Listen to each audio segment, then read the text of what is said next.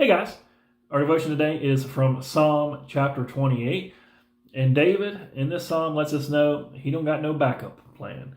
But before we look at that, let's remember to pray for our church family. And today we're praying for Daniel, Liana, and Raylan Sorrells.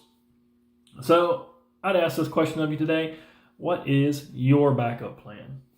We all have things that we worry about.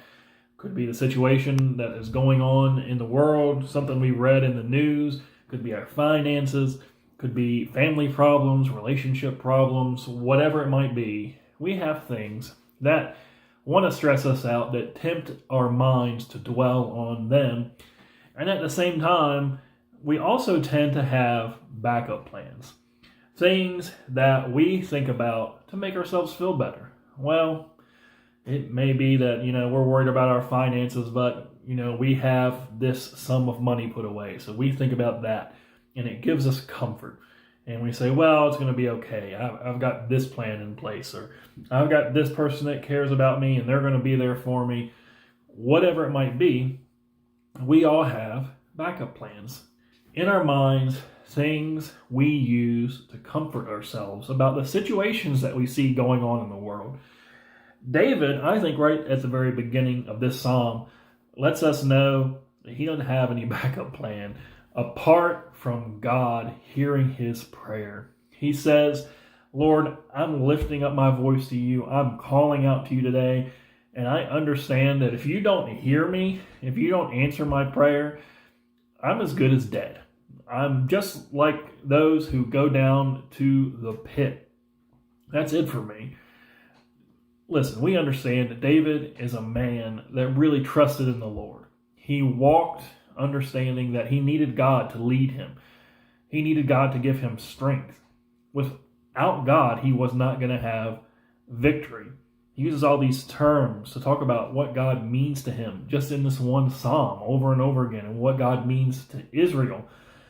He calls God his rock. He says he's my strength, my shield. He's my refuge. He's my shepherd. He's the shepherd of Israel. David, he looked out in the world just like we do. He had things that stressed him out. A lot of it was just the evil that he saw in the world. He saw people living their lives who didn't trust in God and didn't care about God and what God had done. He says they have no regard for your works, Lord. They don't glorify you. They're not concerned with you. And these people stress me out. I don't know what they're going to do to me. They don't care about your law, Lord. He probably also had a lot of things he could have had as backup plans. I mean, David had an army. He probably had some chariots and some horses. He probably had some relationships with other countries and nations. He could have said, I'm so glad that I'm friends with this nation over here. David's heart was set on the Lord. God is where his comfort came from. In his troubles and his anxieties, when he sees the evil in the world, that is his one and only plan A, to cry out to the Lord. And that's where his true peace comes from. And of course, we know our true peace comes from Christ. He's already saved us from eternal separation from God. There's absolutely nothing that we're going to encounter today that we cannot have peace in, knowing God is our rock. He is our strength. He is our shield. He is our refuge.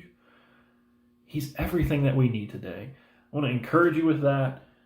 Let's rest in him. Let him be our plan A, and don't have a plan B. When we start to cycle through our backup plans, take note of that.